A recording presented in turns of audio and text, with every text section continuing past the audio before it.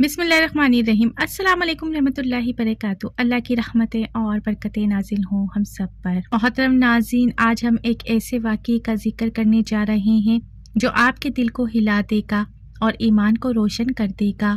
یہ واقعہ ہے بنی اسرائیل کی ایک خوبصورت بدکار عورت اور ایک دیندار نوجوان کا۔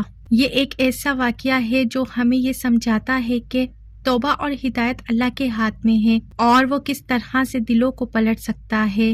آپ سے گزارش ہے کہ آپ اینڈ تک ضرور دیکھیں اور ہمارے چینل کو سبسکرائب کرنا نہ بھولیں، کیونکہ آگے بھی آپ کو ملیں گی ایسی ہی دل کو چھو جانے والے ایمان افروز واقعات۔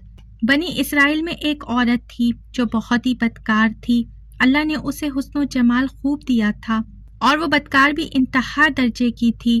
پوری بستی کے ساتھ اس کے ناجائز تعلقات تھے اور وہ اتنی مالدار ہو گئی تھی کہ اپنے لیے ایک بہت بڑا محل بنوایا تھا اور تخت بھی بنوایا جس پر وہ روزانہ بن سنور کر بیٹھتی تھی، اور اس کے ساتھ غلط تعلقات رکھنے والے پورے شہر کے امراء آتے تھے۔ اس عورت کی زندگی ایسے ہی گزر رہی تھی کہ ایک مرتبہ ایسا ہوا کہ وہ اپنے گھر کا دروازہ کھول کر تخت پر بیٹھی ہوئی تھی کہ قریب کسی اور بستی کا نوجوان جو کہ بہت ہی نیک اور عبادت گزار تھا، وہ ادھر سے گزرا اور گزرتے ہوئے اچانک اس کی نظر اٹھی اور اس عورت پر جا پڑی، اور اس عورت کی ایسی تصویر اس کے دل میں چھپی کہ وہ آگے تو چلا گیا مگر اس کا دھیان ادھر ہی بھٹک گیا۔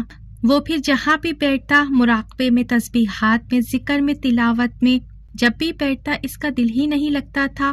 اس نوجوان نے روزے بھی رکھے لیکن اس لڑکی کا خیال دل سے نہ نکال سکا۔ اس نے اپنے آپ کو بہت تکلیف پہنچائی، کئی دن اپنے آپ کو بھوکا پیاسا بھی رکھا مگر اس کے دل سے اس عورت کا خیال نہ نکل سکا، حتیٰ کہ ایک دن اس نے سوچا کہ جب اس خیال سے میری جان ہی نہیں چھوٹتی تو کیوں نہ میں اس کے پاس چلا جاؤں۔ چنانچہ اس نوجوان کے پاس تھوڑا بہت سامان تھا، اس نے اس کو بیچا اور اتنے پیسے تیار کیے جتنے سے وہ بدکار عورت اپنے پاس آنے کی اجازت دیتی تھی۔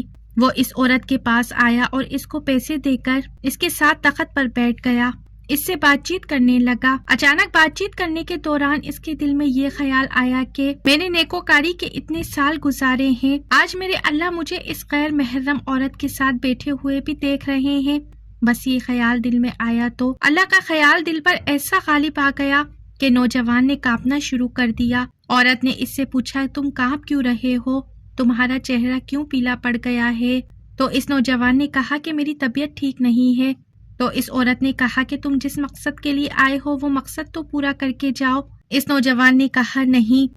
وہ عورت بہت حیران ہوئی کہ آج تک میں نے اپنی زندگی میں ایسا مرد نہیں دیکھا جو میرے اتنے قریب اس طرح تخت پر آ کے بیٹھے اور پھر برائی کیے بغیر ہی چلا جائے۔ مگر اس نوجوان نے کہا کہ یہ جو پیسے میں آپ کے لیے لایا تھا یہ تم رکھ لو اور مجھے جانے دو۔ اس عورت نے کہا کہ تم کون ہو اور کیا ہو؟ اس نوجوان نے بتایا کہ میرا نام فلاں ہے اور میں فلاں بستی کا رہنے والا ہوں، اور میرے دل میں خیال آ رہا ہے کہ میں نے اتنی عمر مصلی پر بیٹھ کر گزار دی، آج میرے اللہ مجھے تیرے ساتھ بیٹھے ہوئے بھی دیکھ رہے ہیں۔ بس اس کے بعد اس نوجوان کی آنکھوں سے آنسو بہنے لگے اور وہ وہاں سے چل پڑا۔ اس نوجوان کے جانے کے بعد جو تھوڑی دیر کی صحبت ساتھ بیٹھنے کی اس عورت کو ملی تھی، اس کی برکت سے اس عورت کے دل میں خیال آیا کہ یہ کنوارا نوجوان اتنا اللہ سے ڈرتا ہے جبکہ اس نے گناہ بھی نہیں کیا، اور میں تو سارا دن اور ساری رات گناہ کرتی رہتی ہوں، میں تو خدا سے ڈرتی بھی نہیں۔ اس کے دل میں شرمندگی پیدا ہوئی، کروں تو کیا کروں؟ دل میں خیال آیا کہ اچھا ایسا کرتی ہوں کہ حضرت موسیٰ علیہ السلام سے پوچھتی ہوں کہ میرے لیے بھی کوئی توبہ کی گنجائش نکل سکتی ہے۔ وہ اپنے گھر سے نکل کھڑی ہوئی۔ اب اس کو بستی کا ایک بندہ پہچانتا تھا، وہ اتنی نامی گرامی چیز تھی۔ وہ چلی اور جا کر حضرت موسیٰ علیہ السلام کو دیکھا تو وہ اس وقت بنی اسرائیل کے لوگوں کو نصیحت فرما رہے تھے۔ اس نے کسی آدمی کے ذریعے پیغام بھیجا کہ حضرت موسیٰ علیہ السلام سے جا کر کہو میں ان سے ملنا چاہتی ہوں۔ اس خدا کے بندے نے سیدھا جا کر سب کے سامنے کہہ دیا کہ حضرت آپ سے فلاں عورت ملنے آئی ہے۔ جب حضرت موسیٰ علیہ السلام نے اس کا نام سنا تو بہت جلال میں آ گئے اور کہا کہ لوگ کیا سوچتے ہوں گے کہ ایسی عورت ان سے کیوں ملنے آئی ہے، ان کا کیا تعلق ہے اس سے؟ حضرت موسیٰ علیہ السلام نے غصے میں کہہ دیا کہ چلی جا یہاں سے، میں نہیں اس سے مل سکتا۔ اس بیوقوف نے آ کر کہا کہ میں نے ان سے بات کہی تو وہ بہت خفا ہو گئے ہیں اور وہ تم سے ملنا نہیں چاہتے۔ وہ عورت ڈر گئی۔ اس نے کہا میری بدکاریاں ایسی ہیں کہ اللہ تو مجھ سے پہلے ہی ناراض ہے، تو اللہ کے نبی بھی مجھ سے بات کرنا نہیں چاہتے۔ میرے لیے تو اب دنیا میں کوئی ٹھکانہ ہی نہیں رہا۔ بڑی اداس اور بوجھل قدموں کے ساتھ وہ وہاں سے چلی گئی اور واپس آ گئی۔ اب اسے سمجھ نہیں آ رہی تھی کہ وہ کرے تو کیا کرے۔ اب وہ حیران تھی کہ اللہ کے نبی نے بھی مجھ سے بات کرنا گوارا نہیں کی۔ چنانچہ وہ گھر آئی اور گھر کی کنڈی لگا لی۔ اس نے اپنے کسی بڑے سے سنا ہوا تھا کہ جب بندہ اپنے رب کو منانا چاہے تو اس کو چاہیے کہ وہ اس کے سامنے سجدہ کرے۔ گھر کی کنڈی لگا کر ایک جگہ اس نے مصلی بچھایا اور اللہ کے سامنے سجدہ کیا۔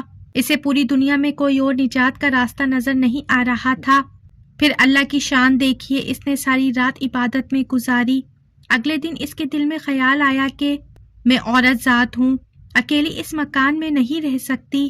ایک میری خادمہ ہے، تو میں اگر نیت بھی کر لوں تو جتنے لوگوں نے میرے ساتھ بدکاریاں کی ہیں وہ مجھے یہاں رہنے نہیں دیں گے، تو بہتر یہی ہے کہ میں اس جگہ کو چھوڑ کر چلی جاؤں۔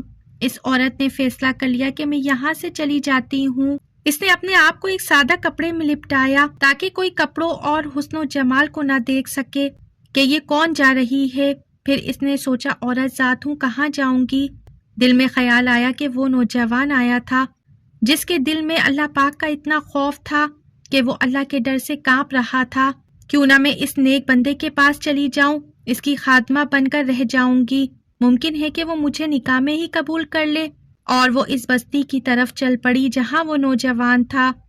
چنانچہ ڈھونڈتی ہوئی اس بستی میں اس کے گھر تک پہنچی اور گھر والوں سے کہا کہ میں فلاں بندے سے ملنے آئی ہوں۔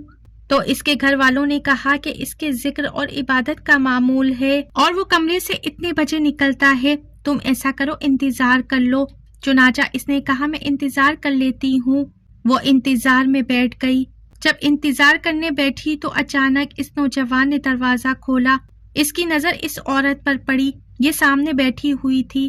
جب نوجوان نے عورت کا چہرہ دیکھا تو اس نوجوان کو اپنا وہ وقت یاد آ گیا جب میں اپنے مصلی کو چھوڑ کر اس کے تخت پر جا بیٹھا تھا۔